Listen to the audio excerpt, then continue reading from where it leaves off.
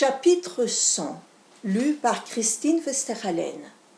De ce qui arriva à Don Quichotte avec Dona Rodriguez, la douaine de la duchesse, ainsi que d'autres événements dignes de mention écrite et de souvenirs éternels. Triste et mélancolique, languissait le blessé Don Quichotte, avec la figure couverte de compresses et marquée non pas par la main de Dieu, mais par les griffes d'un chat. Disgrâce familière de la chevalerie errante. Il resta 6 jours entiers sans se montrer en public, et pendant l'une des nuits, tandis qu'il était éveillé, pensant à ses malheurs et aux poursuites d'Altisidore, il entendit ouvrir avec une clé la porte de son appartement. Aussitôt, il imagina que l'amoureuse damoiselle venait attenter à son honnêteté et le mettre en passe de manquer à la foi qu'il devait garder à sa dame Dulcinée du Toboso. « Non !» s'écria-t-il, croyant à son idée, et cela d'une voix qui ne pouvait être entendue. « Non ! La plus ravissante beauté de la terre ne sera point capable de me faire cesser un instant d'adorer celle que je porte, gravée dans le milieu de mon cœur et dans le plus profond de mes entrailles. Que tu sois, ô dame, transformée en paysanne à manger de l'oignon, ou bien en nymphe du tage doré tissant des étoffes de soie et d'or, que Merlin ou Montesinos te retiennent où il leur plaira. En quelque part que tu sois, tu es à moi, comme en quelque part que je sois, j'ai été, je suis et je serai toujours à toi. » Achever ces propos et voir s'ouvrir la porte, ce fut l'affaire du même instant.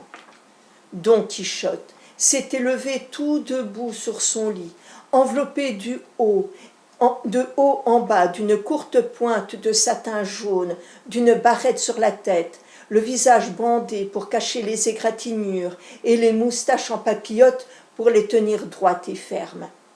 Dans ce costume, il avait l'air du plus épouvantable fantôme qui se put imaginer. Il cloua ses yeux sur la porte, et quand il croyait voir paraître la tendre et soumise Altisidore, il vit entrer une vénérable douaine avec des voiles blancs à sa coiffe, si plissés et si longs qu'ils la couvraient comme un manteau de la tête aux pieds.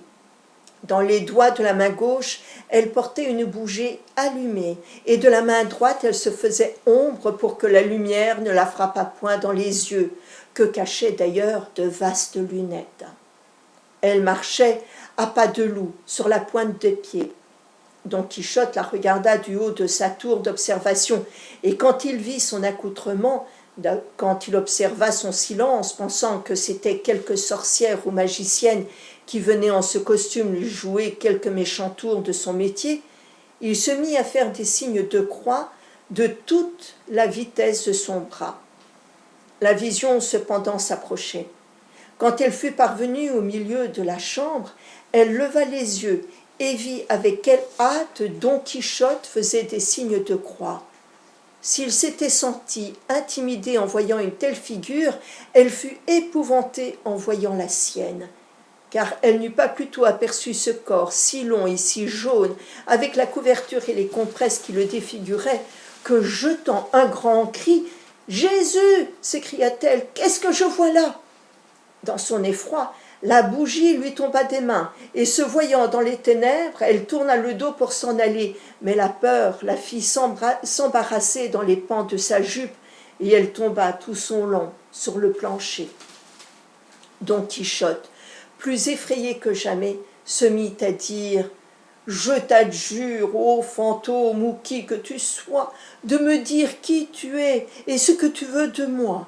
Si tu es une âme en peine, ne crains pas de me le dire. Je ferai pour toi tout ce que mes forces me permettront, car je suis chrétien catholique et porté à rendre service à tout le monde. Et c'est pour cela que j'ai embrassé l'ordre de la chevalerie errante, dont la profession s'étend jusqu'à rendre service aux âmes du purgatoire. » La douaine, assommée du coup, s'entendant adjurer et conjurer, comprit par sa peur celle de Don Quichotte, et lui répondit d'une voix basse et dolente « Seigneur Don Quichotte, Si par hasard votre grâce est bien Don Quichotte, je ne suis ni fantôme, ni vision, ni âme du purgatoire, comme votre grâce doit l'avoir pensé, mais bien Dona Rodriguez, la douaine d'honneur de Madame la Duchesse, et je viens recourir à votre grâce pour une des nécessités dont votre grâce a coutume de donner le remède. « Dites-moi, Dame Dona Rodriguez, interrompit Don Quichotte, venez-vous par hasard faire ici quelque entremise d'amour? Je dois vous apprendre que je ne suis bonne à rien pour personne grâce à la beauté sans pareille de Madame Dulcinée de Toboso. Je dis enfin, Dame Dona Rodriguez, que pourvu que votre grâce laisse de côté tout message amoureux, vous pouvez aller rallumer votre bougie et revenir ici. Nous causerons ensuite de tout ce qui pourra vous plaire et vous être agréable, sauf, comme je l'ai dit, toute insinuation et incitation. Moi, des messages de personne, mon bon seigneur, répondit la douaine. Votre grâce me connaît bien mal. Oh, je ne suis pas encore d'un âge si avancé qu'il ne me reste d'autres ressources que de semblables enfantillages. Car Dieu soit loué, j'ai mon âme dans mes chairs, et toutes mes dents du haut et du bas dans la bouche, hormis quelques-unes qui m'ont été emportées 3 ou 4 cathares, de ceux qui sont si fréquents en ce pays d'Aragon. Mais que votre grâce m'accorde un instant. J'irai rallumer ma bougie et je reviendrai sur le champ vous conter mes peines, comme au réparateur de toutes celles du monde entier. » Sans attendre de réponse, la douaine sortit de l'appartement, où Don Quichotte resta calme et rassuré en attendant son retour. Mais aussitôt, 1000 pensées l'assaillirent au sujet de cette nouvelle aventure. Il lui semblait fort mal fait, et plus mal imaginé de s'exposer au péril de violer la foi promise à sa dame.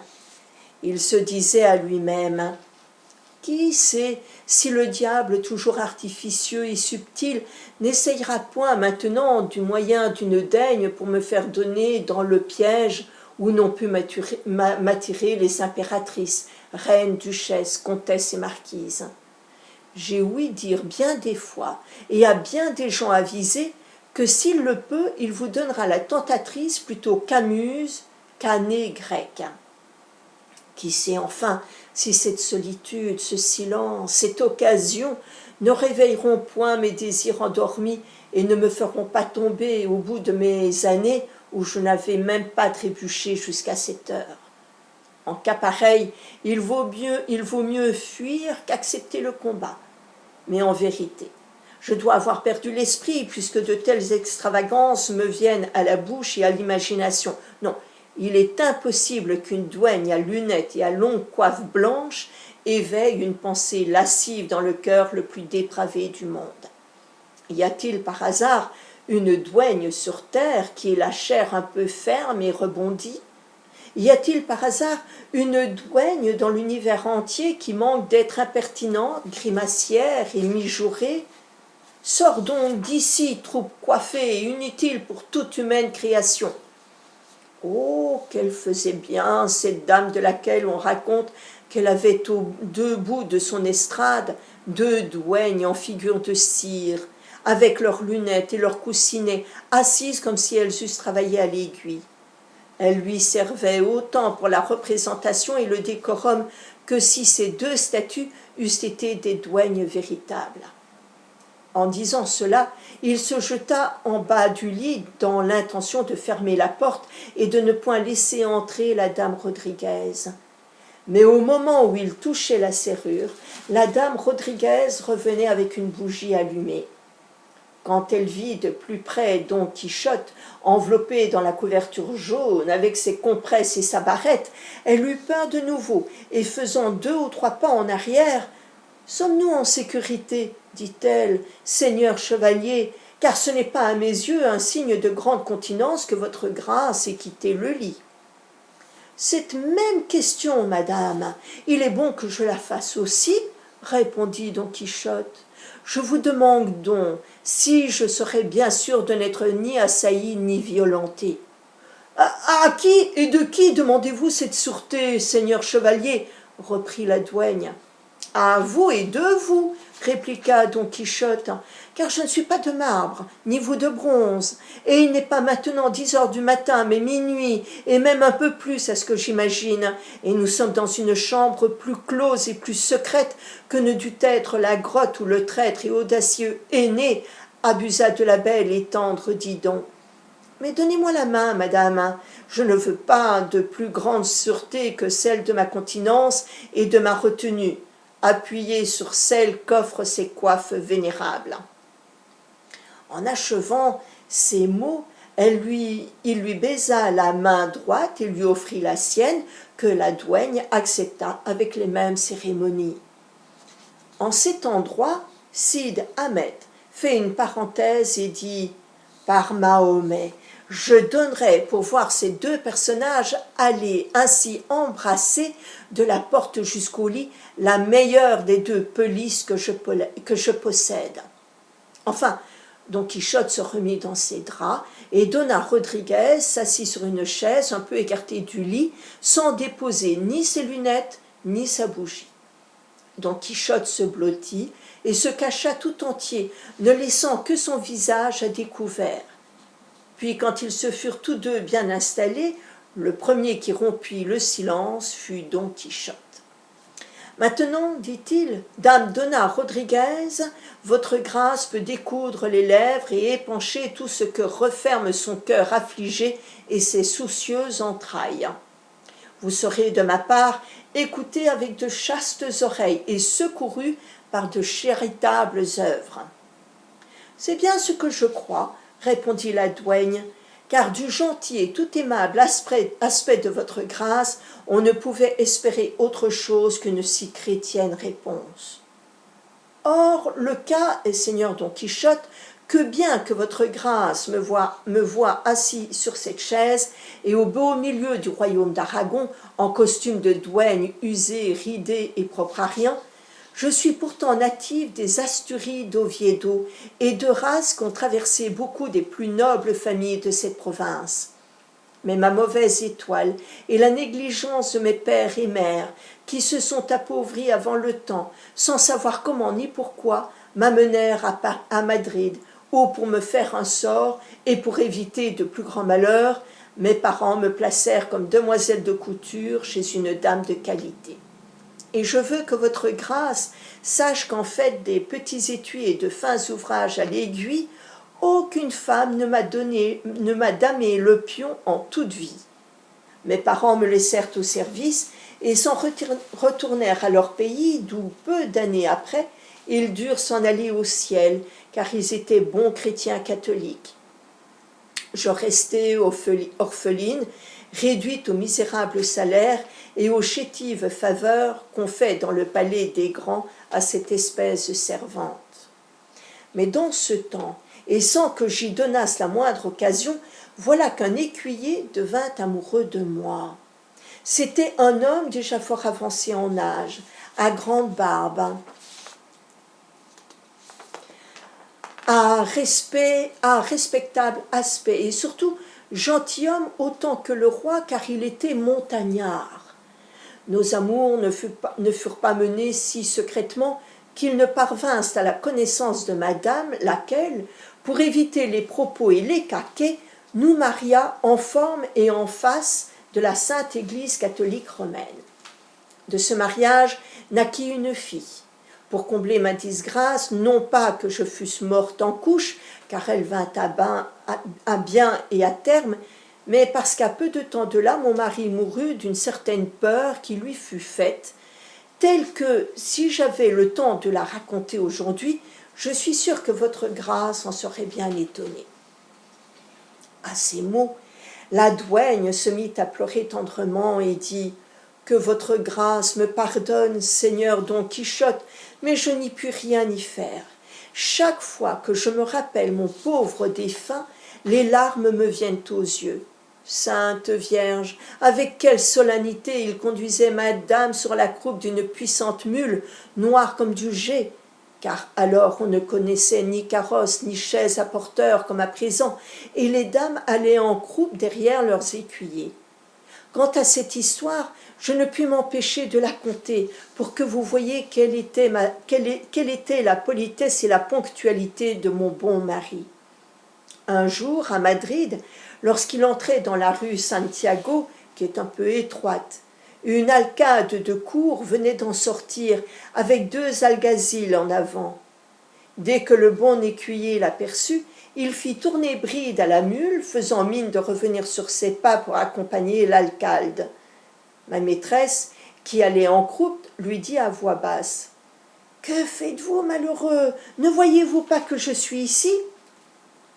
L'alcalde, en homme courtois, retint la bride de son cheval et dit : « Suivez votre chemin, seigneur, c'est moi qui dois accompagner madame Donna Castilda. » Tel était le nom de ma maîtresse. Mon mari, cependant, le bonnet à la main, s'opiniâtrait encore à vouloir suivre l'alcalde. Quand ma maîtresse vit cela, pleine de dépit et de colère, elle prit une grosse épingle, ou plutôt tira de son étui un poinçon, et le lui enfonça dans les reins. Mon mari jeta un grand cri et se tordit le corps, de façon qu'il roula par terre avec sa maîtresse. Les 2 laquais de la dame accoururent pour la relever, ainsi que l'alcalde et les alguazils. Cela a mis en confusion toute la pente de Guadalajara, je veux dire tous les 2 œuvrés qui s'y trouvaient. Ma maîtresse s'en revint à pied. Mon mari se réfugia dans la boutique d'un barbier, disant qu'il avait les entrailles traversées de part en part. Sa courtoisie se divulgua si bien et fit un tel bruit que les petits garçons couraient auprès de lui dans la rue.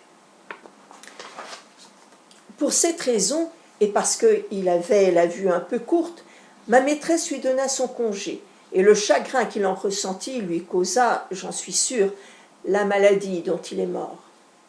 Je restai veuve, sans ressources, avec une fille sur les bras, qui chaque jour croissait en beauté comme l'écume de la mer.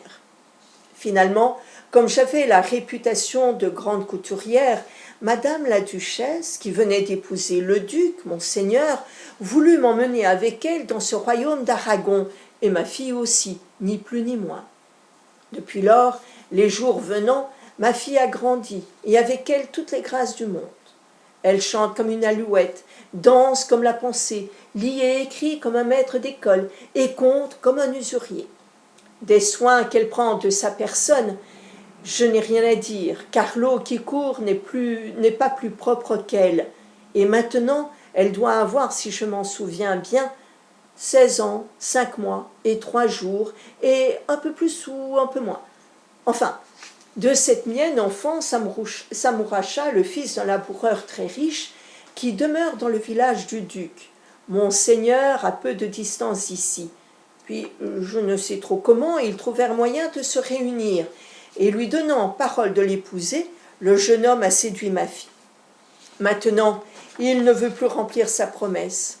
Et quoique le duc, mon seigneur, sache toute l'affaire, car je me suis plainte à lui, et non pas à une, mais bien des fois, et que je l'ai prié d'obliger ce laboureur à épouser ma fille, il fait la sourde oreille, et veut à peine m'entendre. La raison en est que, comme le père du séducteur, étant fort riche, lui prête de l'argent et se rend à tout moment caution de ses fredaines, il ne veut le mécontenter, ni lui faire peine en aucune façon. Je voudrais donc, mon bon seigneur, que votre grâce se chargeât de défaire ce grief, soit par la prière, soit par les armes, car, à ce que dit tout le monde, votre grâce y est venue pour défaire les griefs, redresser les torts et prêter assistance aux misérables. Que votre grâce se mette bien devant les yeux l'abandon de ma fille qui est orpheline, sa gentillesse, son jeune âge et tous les talents que je vous ai dépeints. En mon âme et conscience, de toutes les femmes qu'a madame la duchesse, il n'y en a pas une qui aille à la semelle de son soulier. Car une certaine Altisidore, qui est celle qu'on tient pour la plus huppée et la plus écriarde, mise en comparaison de ma fille, n'en approche pas d'une lieue. Il faut que votre grâce sache, mon Seigneur, que tout ce qui reluit n'est pas d'or. Cette petite Altisidore a plus de présomption que de beauté, et plus d'effronterie que de retenue.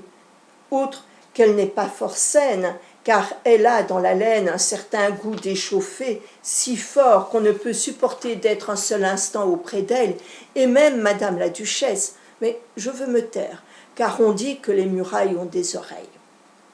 Qu'a donc madame la duchesse, dame Doname Rodriguez, s'écria Don Quichotte, sur ma vie, expliquez-vous. En m'adjurant ainsi, répondit la douaine, je ne puis manquer de répondre à ce qu'on me demande en toute vérité.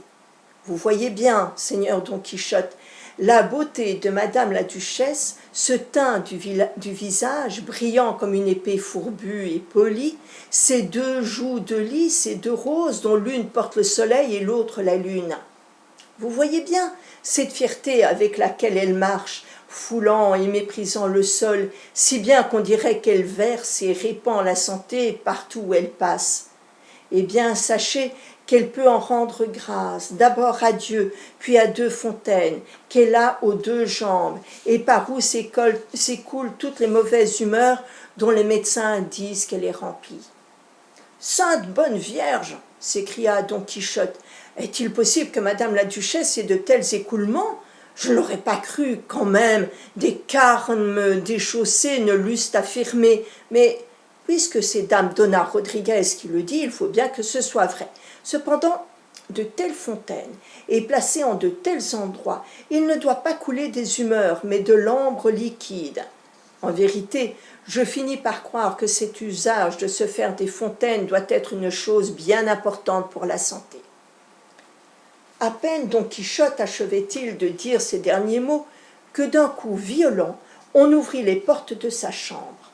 Le saisissement fit tomber la bougie des mains de Dona Rodriguez et l'appartement resta, comme on le dit, bouche de four. Bientôt, la pauvre douaine sentit qu'on la prenait à deux mains par la gorge, si vigoureusement qu'on ne lui laissait pas pousser un cri. Puis, sans mot dire, une autre personne lui releva brusquement les jupes et avec quelque chose qui ressemblait à une pantoufle, commença à la fouetter si vertement que c'était une pitié. Don Quichotte, bien qu'il sentît s'éveiller la sienne, ne bougeait pas de son lit, ne sachant ce que pouvait être. Il se tenait silencieux, et craignait même que la correction ne vînt jusqu'à lui. Sa peur ne fut pas vaine, car dès que les invisibles bourreaux eurent bien moulu la douaine, qui n'osait laisser échapper une plainte, ils s'approchèrent de Don Quichotte, et le déroulant entre les draps et les couvertures, ils le pincèrent si fort et si dru qu'il ne put s'empêcher de se défendre à coups de poing, et tout cela dans un admirable silence. La bataille dura presque une demi-heure. Les fantômes disparurent. Dona Rodriguez rajusta ses jupes, et gémissant sur sa disgrâce, elle gagna la porte sans dire un mot à Don Quichotte, lequel, pincé et meurtri, confus et pensif, resta seul en son lit, où nous le laisserons, dans le désir de savoir quel était le pervers enchanteur qui l'avait mis en cet état. Mais cela s'expliquera en son temps, car Sancho Panza nous appelle, et la symétrie de l'histoire exige que nous retournions à lui.